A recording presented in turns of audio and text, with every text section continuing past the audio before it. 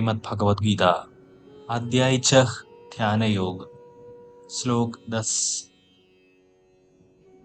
योगी युज्येत सततम् आत्मानं रहसि स्थितः एकाकीयत चित्तात्मा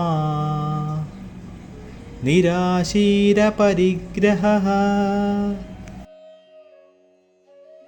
योग की अवस्था प्राप्त करने के इच्छुक साधकों को चाहिए कि वे एकांत स्थान में रहे और मन एवं शरीर को नियंत्रित कर निरंतर भगवान के चिंतन में लीन रहे तथा समस्त कामनाओं और सुखों का संग्रह करने से मुक्त रहे। योग की अवस्था प्राप्त मनुष्य की विशेषताओं का वर्णन करने के पश्चात अब श्री कृष्ण इसके लिए आवश्यक आत्म प्रयास के संबंध में चर्चा कर रहे हैं। किसी भी क्षेत्र में निपुणता के लिए दैनिक अभ्यास करना आवश्यक होता है। आध्यात्मिकता में प्रवीणता पाने के लिए भी इसी प्रकार से अभ्यास करना आवश्यक है। श्री कृष्ण प्रतिदिन साधना के अभ्यास की अनुशंसा करते हुए आध्यात्मिकता में प्रवीणता प्राप्त करने की पूरी प्रक्रिया का वर्णन करते हैं। प्रथम चरण के लिए वे एकांत स्थान की अनिवार्यता का उल्लेख करते हैं। प्रायः दिन भर हम सांसारिक वातावरण से घिरे रहते हैं। शारीरिक गतिविधियां, लोगों से संपर्क और वार्तालाप आदि सब मन को सहजता से और अधिक सांसारिक बना देते हैं। मन को भगवान की ओर सम्मुख करने के लिए हमें प्रतिदिन एकांत में साधना करने के लिए कुछ समय समर्पित करना चाहिए।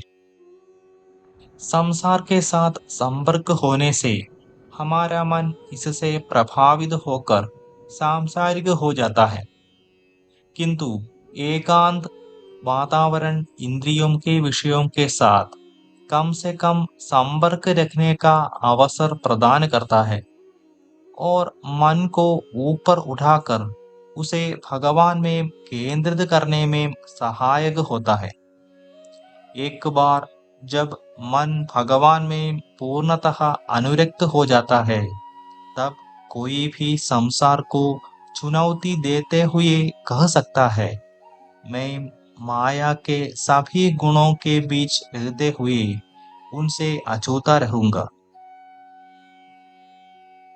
अपने दैनिक कार्यक्रम में हमें कुछ समय साधना या आध्यात्मिक अभ्यास के लिए निश्चित करना चाहिए। हमें स्वयं को एकांत में, जहां सांसारिक विघ्न न हो, वहां संसार से अलग थलग होकर अपने मन को शुद्ध करने और मन को दृढ़ता से भगवान में केंद्रित करने के लिए साधना करनी चाहिए। यदि हम इस विधि से 2 खंडे अभ्यास करते हैं, तब हम सांसारिक गतिविधियों में व्यस्त रहते हुए भी दिन भर इसका लाभ अर्जित कर सकते हैं। इस विधि से हम उच्च चेतनावस्था बनाए रखने के योग्य हो सकेंगे, जिसे हमने संसार से अलग होकर दैनिक साधना के दौरान संग्रह किया था। श्लोक 11 और 12। शुचौ देशे प्रतिष्ठाप्य स्थिरमासनमात्मनः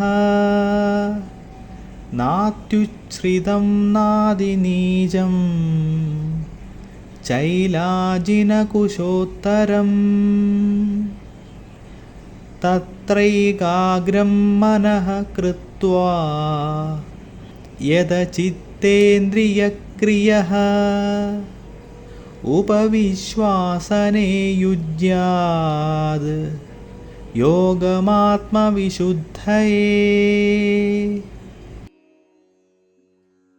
योगाभ्यास के लिए स्वच्छ स्थान पर भूमि पर कुशा बिछाकर उसे मृगशाला से ढककर और उसके ऊपर वस्त्र बिछाना चाहिए।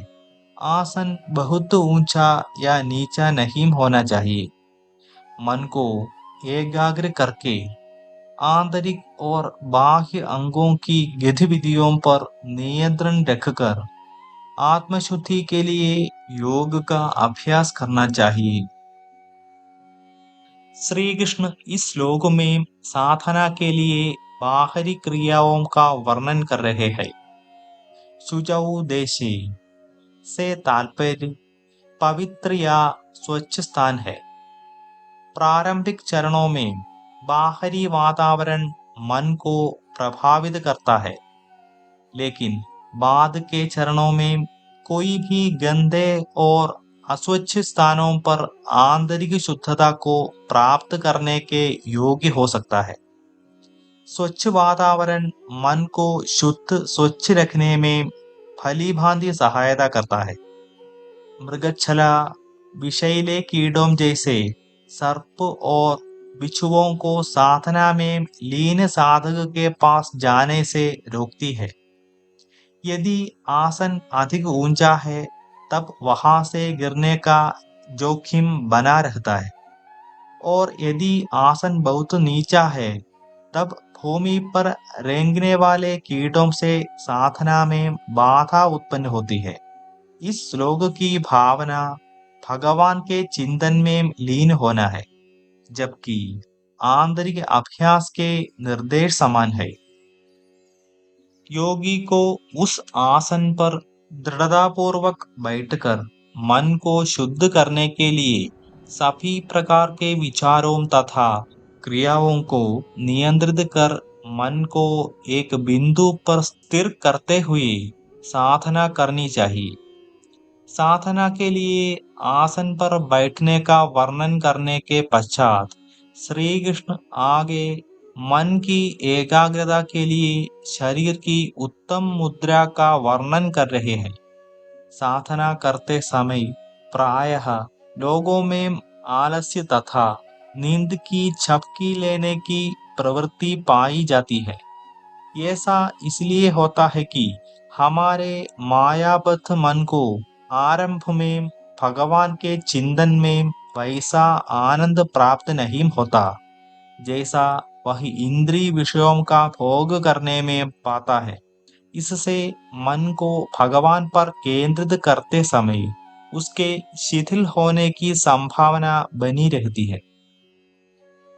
श्लोक 13 और 14। समं कायशिरो ग्रीवं धारयन्नचलं स्थिरः सम्प्रेक्ष्य नासिकाग्रं स्वं दिशच्छानवलोकयन् प्रशान्तात्मा विगतभिः ब्रह्मचारिव्रते स्थितः मनः संयम्य मच्चित्तो युक्त आसीत मत्परः। जो योगी स्थिर हो गया है, अपने शरीर, सिर और गर्दन को सीधा रखता है और बिना हिलाए कहीं और देखे, वह निर्भय है। ब्रह्मचर्य की प्रतिज्ञा में निष्ठ होकर अपने मन को वश में करना चाहिए। अपने मन को अपने ऊपर केंद्रित करना चाहिए और स्वयं ही अपना परम लक्ष्य बनाना चाहिए। इस प्रकार शांत, भयहित और अविचलित मन से ब्रह्मचर्य की प्रतिज्ञा में निष्ठ होकर उस प्रबुद्ध योगी को मन से मेरा चिंतन करना और केवल मुझे ही अपना परम लक्ष्य बनाना चाहिए। उसे शरीर, गर्दन और सिर को सीधा रखते हुए और आंखों को हिलाए बिना नासिका के अग्रभाग पर दृष्टि स्थिर करनी चाहिए। इस श्लोक में श्री कृष्ण ने यह अभिव्यक्त किया है कि आंखें नासिका के अग्रभाग पर केंद्रित होनी चाहिए और हिलने से बचना चाहिए। विकल्प के लिए आंखों को बंद भी रखा जा सकता है। ये दोनों विधियां सांसारिक आकर्षणों को रोकने में सहायक होगी। बाहरी आसन और मुद्रा का उपयुक्त होना आवश्यक है, किंतु साधना वास्तव में हमारे भीतर की यात्रा है। साधना के माध्यम से हम अपने भीतर गहनता से उतर सकते हैं और मन के अनंत जन्मों की मैल को स्वच्छ कर सकते हैं। मन को एकाग्र करना सीखकर हम इसकी अव्यक्त क्षमता पर अंकुश लगा सकते हैं। साधना के अभ्यास से हमें अपने व्यक्तित्व को उन्नत करने में सहायता मिलती है। हमारी आंतरिक चेतना जागृत होती है और हमारा आत्मज्ञान बढ़ता है। श्री कृष्ण साधना में सफलता के लिए ब्रह्मचर्य का पालन करने पर बल देते हैं। आगे हम विस्तार से चर्चा करेंगे।